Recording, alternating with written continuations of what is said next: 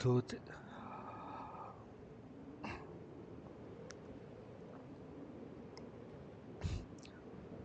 tablespoons of cinnamon and 2 or 3 egg whites, a half a stick of butter, melt it, stick it all in a bowl, baby, stir it with a wooden spoon, mix in a cup of flour, you'll be in heaven soon. Say everybody, have you seen my balls? They are big and salty and brown. If you ever need a quick pick me up, just stick my balls in your mouth. Ooh, suck on my chocolate salted balls. Stick it in your mouth and suck 'em. Suck on my chocolate salted balls. They are packed full of vitamins and good for you. So suck on my balls.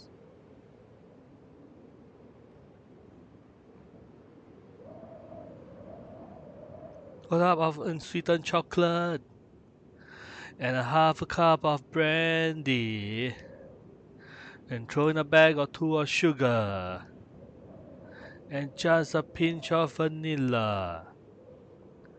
Grease up the cookie sheet, 'cause I hate when my balls stick. Then preheat the oven to 350, and give that spoon a lick. Say everybody, have you seen my balls? They are big and salty and brown. If you ever need a quick pick me up, just stick my balls in your mouth. Suck on my chocolate salted balls. Put them in your mouth and suck 'em. Suck on my chocolate salted balls. They are packed full of goodness, high fiber. So suck on my balls.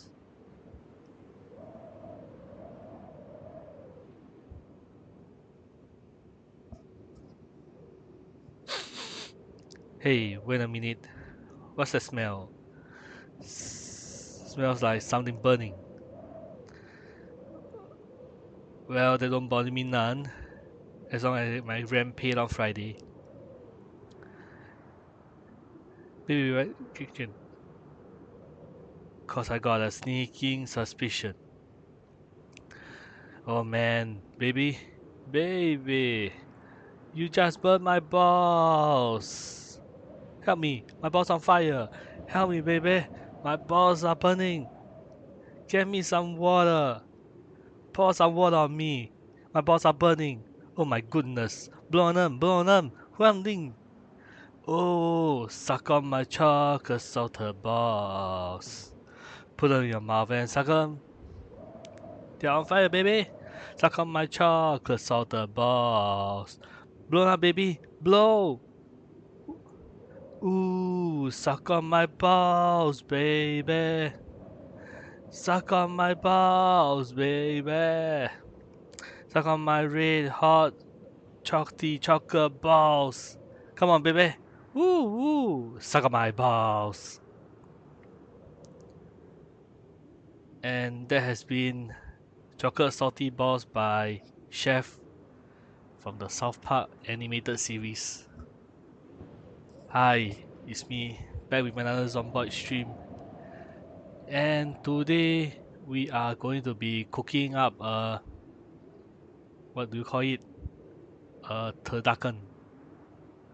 Okay, I'll be reading a recipe from this website. Link is in the description.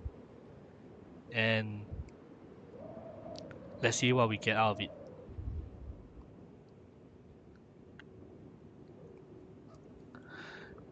Oh wait, I'm not properly attired.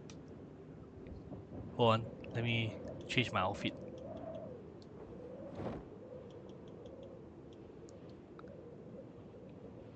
Okay, looks more like a chef.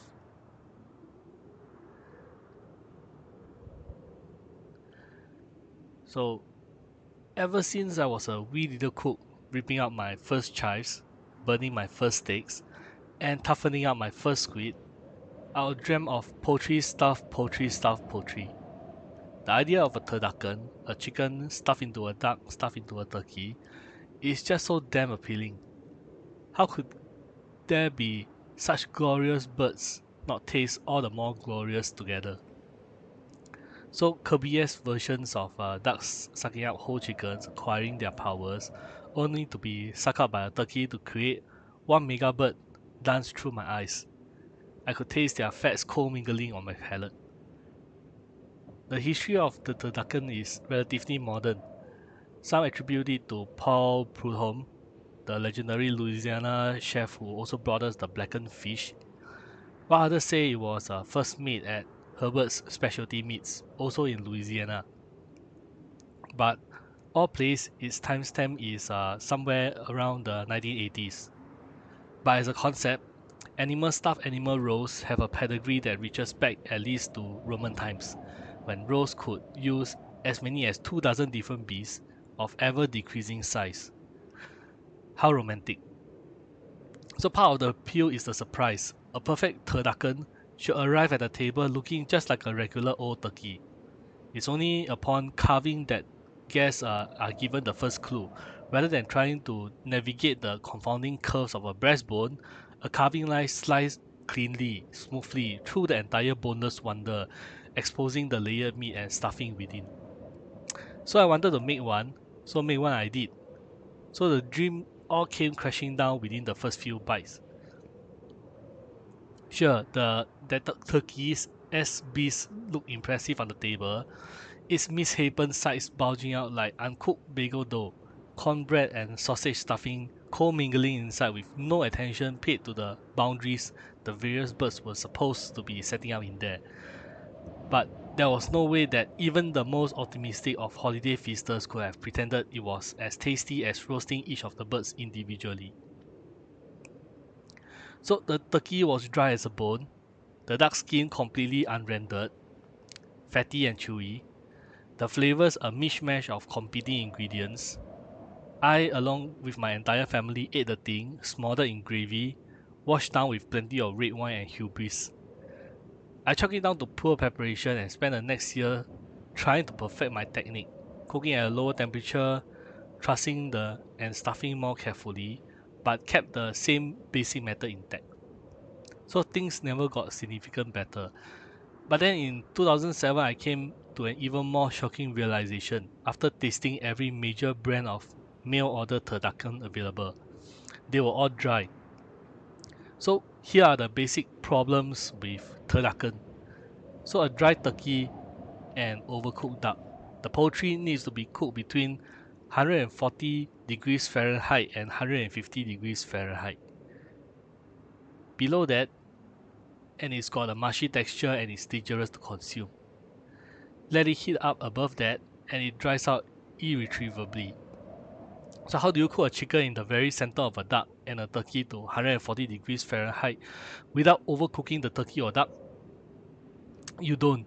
In every recipe I tried, the turkey ended up hitting upwards of 170 degrees Fahrenheit by the time the chicken was cooked through. So it's not easy to wrestle with 3 birds and 3 layers of stuffing. No matter how carefully you truss or tie, it ends up kind of blob-like. Rather than opening neatly when sliced, it sort of spills out, as if the turkey's skin were a sand-stuffed balloon. As water-dwelling creatures, ducks have a ton of fat for insulation, and duck fat doesn't start to render until well above the temperatures you want to cook either duck or turkey meat into. Which means that once it's stuffed inside the turkey, it stays there, rubbery, fatty, and unappetizing.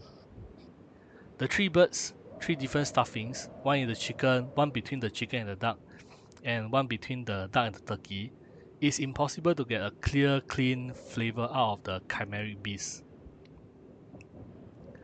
So my goal for the first few years have been to try and solve every one of these problems. This year I finally succeeded, producing what is perhaps the finest roast to ever emerge from my oven. Turkey meat that gave its juice away freely to anyone who asked, perfectly rendered duck, tender to the teeth, and flavors that blended as harmoniously as robotic lions joining forces to save the universe.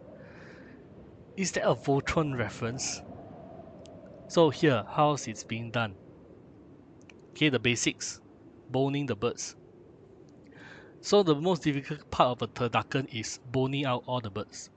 With the chicken and the duck, this means removing every single bone while still keeping the skin in one intact sheet. Seems like an impossible task, but is in fact remarkably simple once you get a hang of it.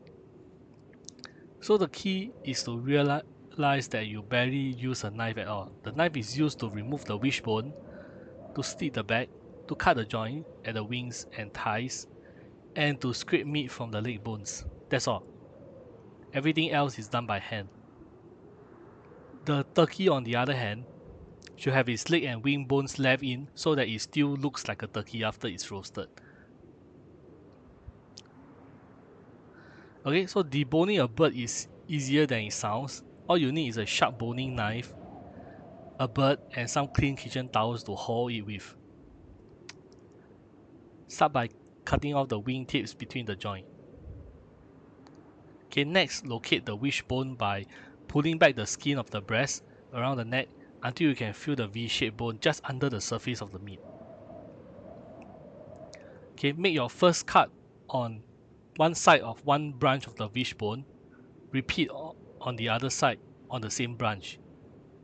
This should loosen it completely.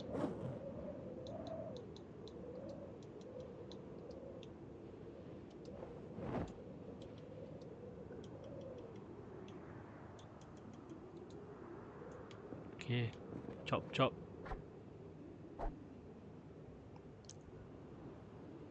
So remove the wishbones by pulling out with your hands. A kitchen towel can be used to get a better grip. Your next cut is straight down the backbone.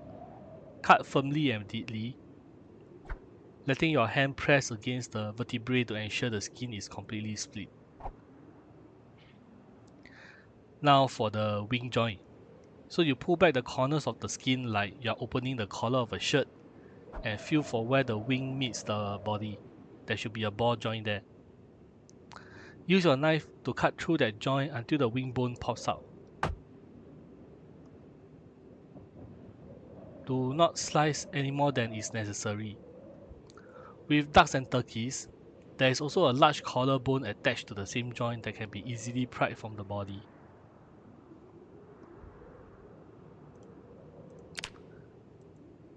One moment while I manifest the chopped half of the table. My bad.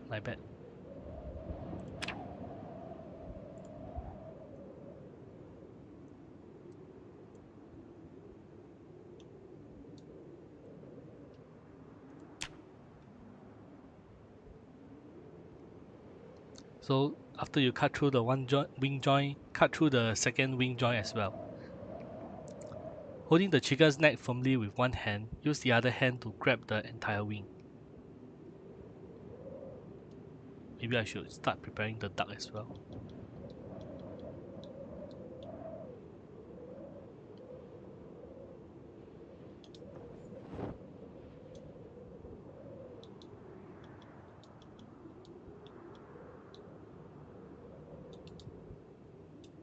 It's not on the chopping board. Why?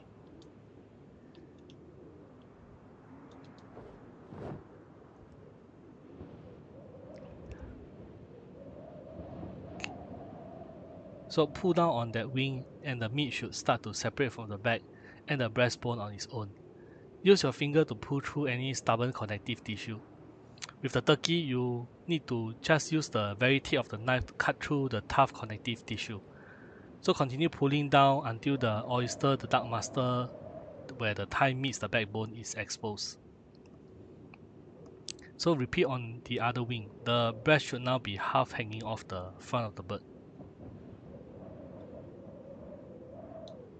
Next it says, use your fingers. Okay, so I'll put back the meat cleaver.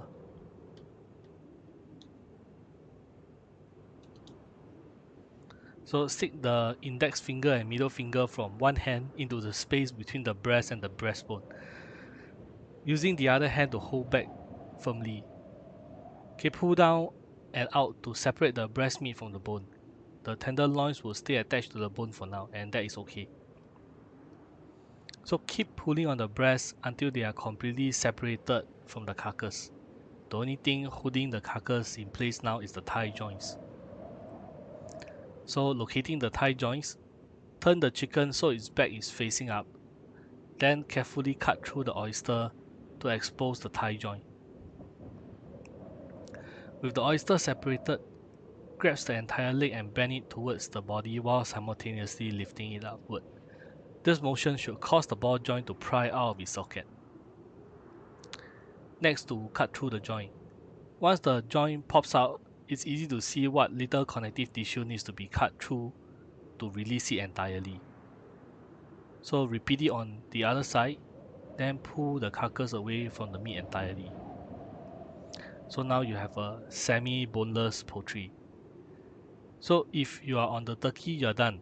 For the chicken and duck, the remaining bones must be removed. So read on.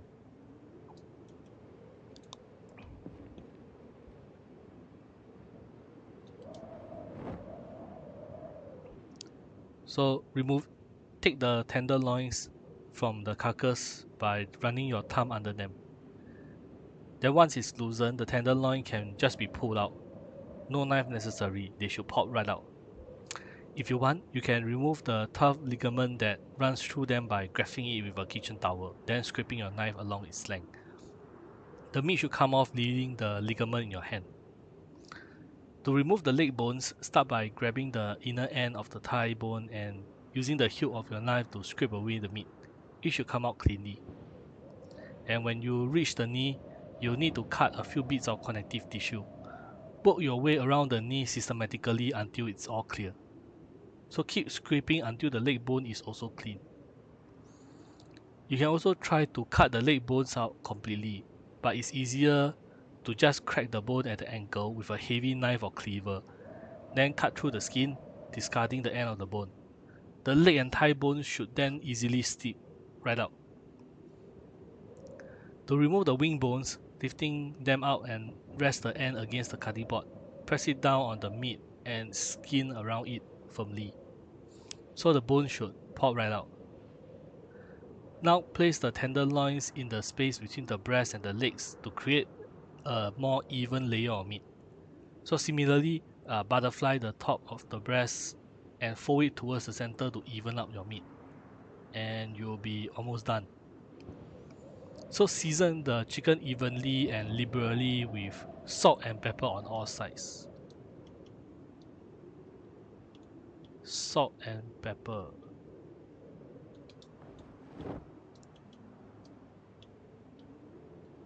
On all sides.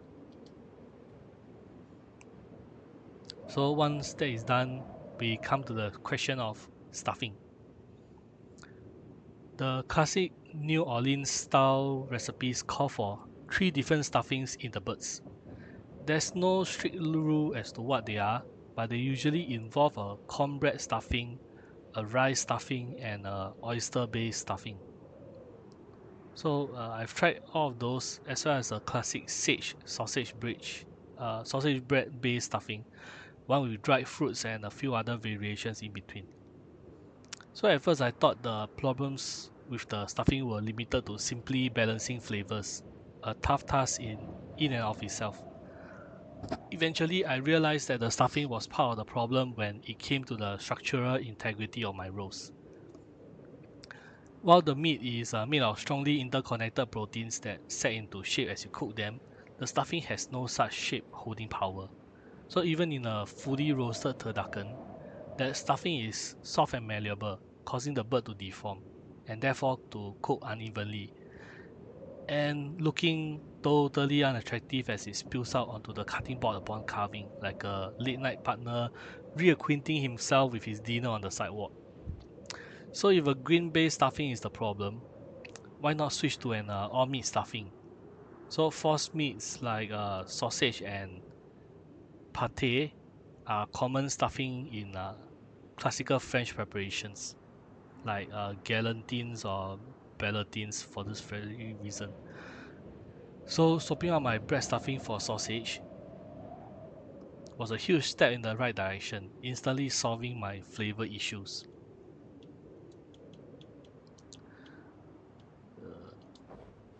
Okay, so I got 2 sausages. So for now, I've decided to move on and get the done thing to cook evenly. So the thing with rolls is that they cook from the outside in and gradually approach the temperature of their environment. So this means that in a Turducken placed in a 350 degrees Fahrenheit oven, the turkey will always be closer to 350 and therefore hotter than the chicken in the middle. Lower the temperature a little bit and that differential between the chicken and the turkey is reduced. Follow this to its logical extreme by cooking the turducken at the exact temperature you want to serve it at. In this case, 145 Fahrenheit. And you can eliminate that temperature differential entirely. So the chicken will be the exact same temperature as the turkey. But this also poses a problem. It takes a long time for a big roast to equilibrate to a lower temperature oven. We're talking about 12 to 16 hours at 150 Fahrenheit here, and that's a major commitment. So what's worse is that it's not safe. While a large single piece of meat like a prime rib roast is clean and sterile on the inside and can thus be cooked at low and slow with little to no risk, this is not the case with a turducken. Dangerous bacteria on the surfaces of the inner birds or the sausages are trapped in an almost ideal environment for bacterial growth. I'm not that squeamish when it comes to food safety, but even I'm not brave to eat a 12-hour incubated chicken. So there has to be a better way. Then it occurred to me, if I wanted the inside to reach its final temperature as the same rate as the outside, why not just cook it from the inside out? The unique 3-tiered structure of a turducken allows you to do exactly that. So rather than stuffing a raw chicken into a raw duck into a raw turkey, this time I stuffed my chicken with sausage and sealed it in a cryovac bag and then proceeded to poach it in warm water until the very center of the stuffing heat between 140 to 145 Fahrenheit mark. I then immediately and rapidly stuffed the still warm chicken inside the bone duck.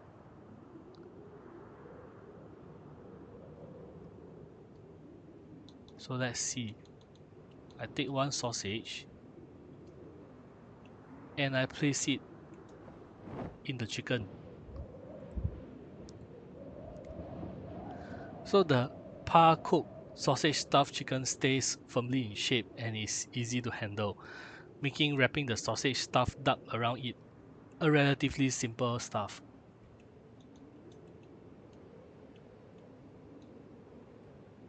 So is this the one with the duck?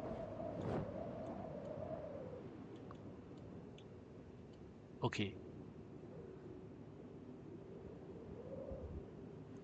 So from there the process is repeated. The chicken wrapped duck is vacuum bagged and poached until the duck cooks through. So the great thing is that because the chicken is already warm when it goes in the duck, it stays that way as the duck cooks. You really only need to wait for the duck stuffing to come up to 140 to 145 Fahrenheit and ensure that the chicken and sausage in the center doesn't dip below 130 Fahrenheit during that process. So I zip up the poached ducken inside the turkey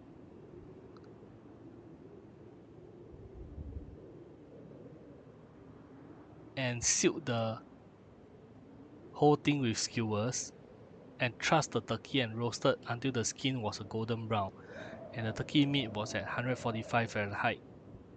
Again monitoring to ensure that the duck and the chicken stays warm enough to avoid any danger and nasties. So the result was a burnished beauty that emerged from the oven looking just like a regular roast turkey, but revealing layer after layer of perfectly cooked meat inside. But one problem still remained, that flabby duck skin.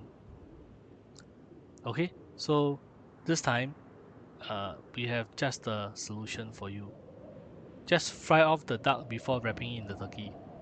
a good 15 minutes worth of rendering and browning inside a skillet, resulting in duck skin that was not only thin and completely tender, but also added some great flavor to the mix.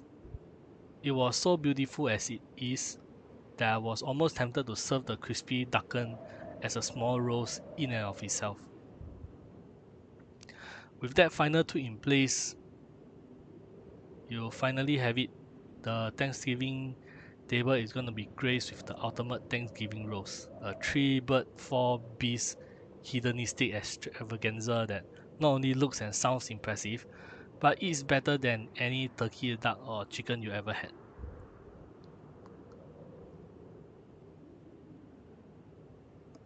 Okay, so now let's get on to the stuffing.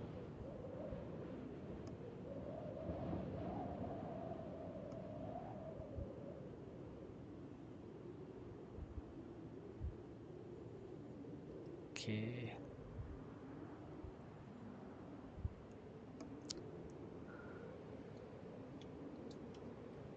What do I even need a vegetable oil for?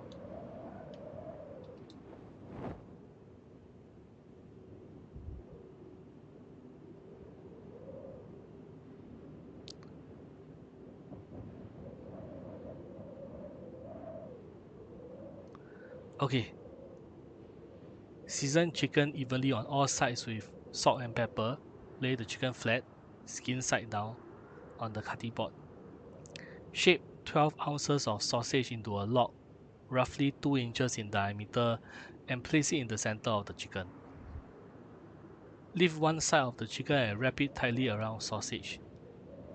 Lift the other side, allowing the skin from both sides to overlap and form a seal. The chicken should now be wrapped around the sausage. Wrap tightly in several layers of plastic wrap so that the chicken forms a tight cylinder. Alternatively, the chicken can be tightly trussed with butcher's twine. So place chicken inside a vacuum sealer bag and seal. Place in a large stock pot and cover with warm water. Place over medium-high heat and heat until it bubbles just begin to rise from the bottom. So reduce the heat to lower setting and cook until the chicken feels firm to the touch and an instant read the thermometer inserted through the plastic into the center of the chicken should register 140 to 145 Fahrenheit in about 45 minutes. So while the chicken is cooking, season the duck on all sides with salt and pepper. Place a 36 by 12 inch piece of plastic wrap on the cutting board. Lay the duck flat, skin side down on plastic wrap. Spread the remaining sausage evenly over the surface of the meat. When the chicken is cooked, remove the bag and plastic wrap carefully and pat dry with paper towels. Then place the hot chicken directly on top of duck. Align it to you. Roll into a tight cylinder in several layers of plastic wrap. So alternatively, the duck can be tightly trussed with the butcher's twine. So place the chicken duck inside a vacuum sealer bag and seal. Place in a large stock pot and cover with warm water. So that's what the pot is for.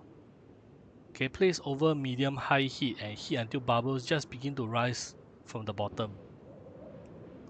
Reduce heat to lower setting and cook until the duck feels firm to the touch, about 30 minutes.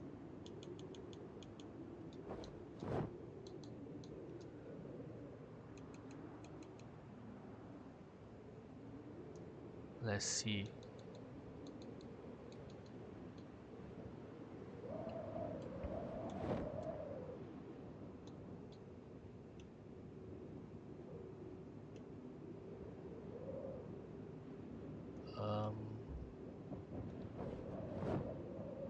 Wait.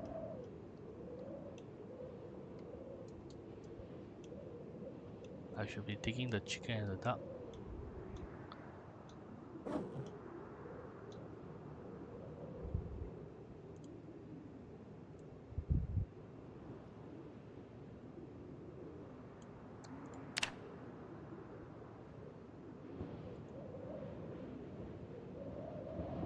And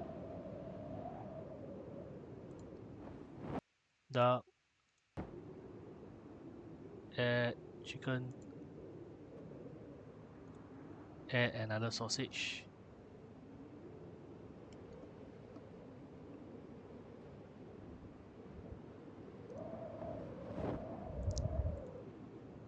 Some salt and pepper.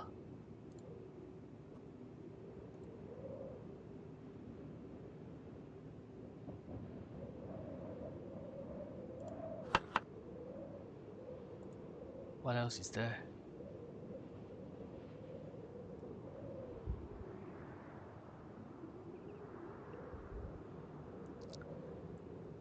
I think that should be fine. Ah, vegetable oil.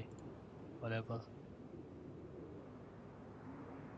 Okay, and then I put it in to the fryer.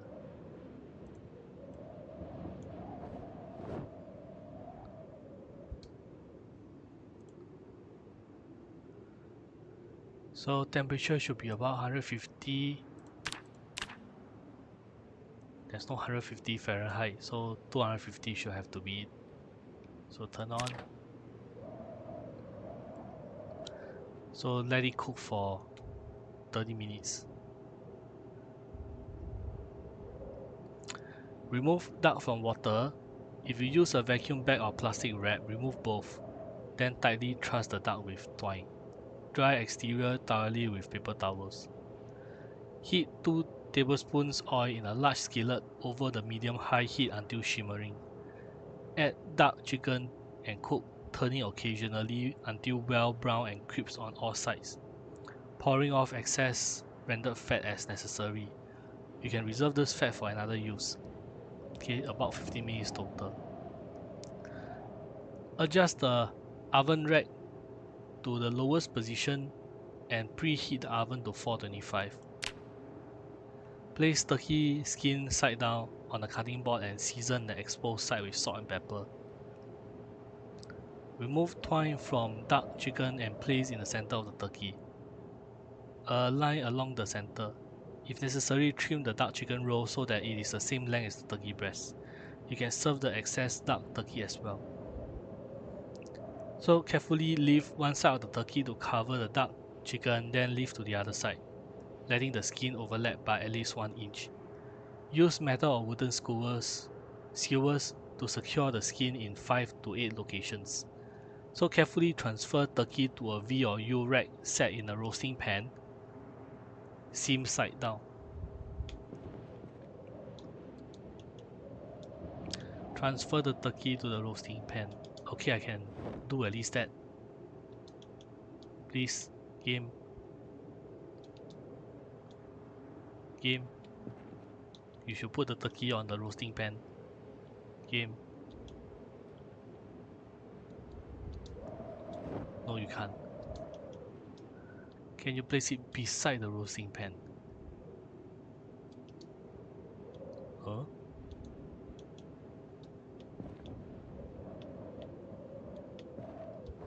Okay. So with the turkey's leg facing you, place a long piece of butcher's twine behind the breast, tucking it into the wing joints. Pull it around the breast along its base to the bottom of the breast, then allow the ends to cross over. Wrap each end around the end of the drumstick and pull them slightly together. Loop the ends of the twine around both drumsticks a few times to secure, then tie a knot and trim the excess. Rub remaining oil all over turkey and season with salt and pepper. Transfer to oven and roast until golden brown. Turkey breast meat registers as at least 150 Fahrenheit on an instant read thermometer.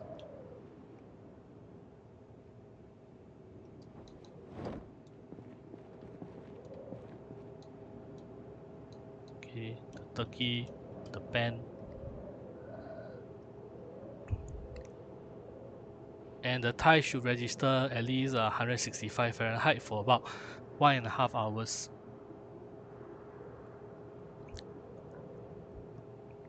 Transfer to cutting board, carefully remove skewers, allow to rest for 20 minutes. To carve, remove the legs and wings, split breast in half lengthwise and down the center to create 2 boneless halves. Slice crosswire into serving slices. So as a note, you can use whatever sausage you like for this recipe. I prefer using a sweet sage sausage because it reminds me of traditional Thanksgiving sausage stuffing.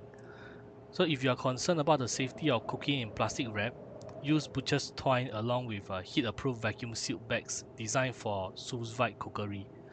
The most difficult part is boning out the birds, but it's not as hard as it seems.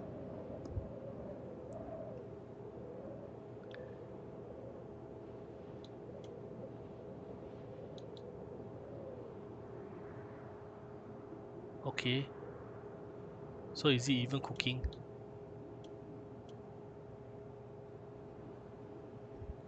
I guess with heavily edited food ingredients, the cooking mechanics seems to be a bit unnatural. Okay, but in any case, this whole thing is just a game of masak, a game of cooking.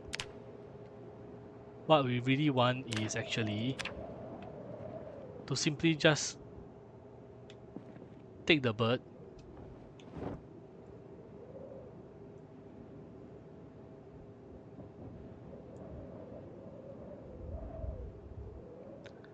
where's the bird?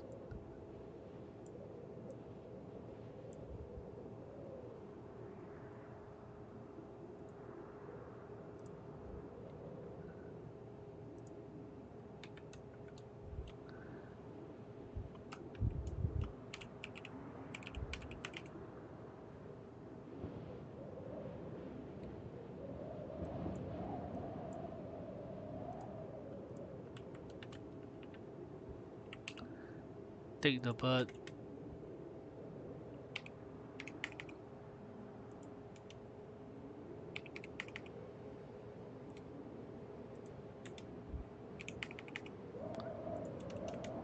And just simply edit the name and values. And there you have it, a fresh Turducken.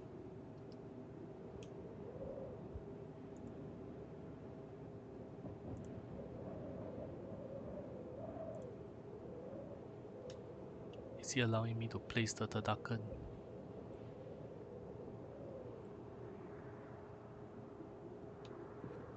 No, that's my baseball cap.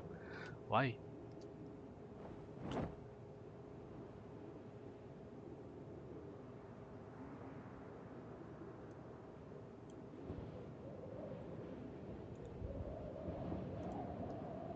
Okay.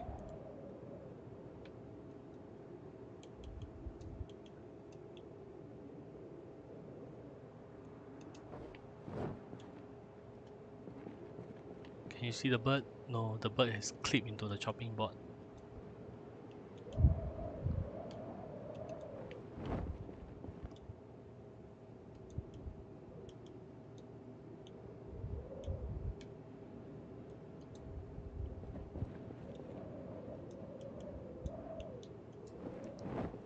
Okay, whatever. There you have it. Freshly prepared Turducken. And that will be all I want to show you today. Subscribe and click the notification button to be informed of future content. And I hope you found this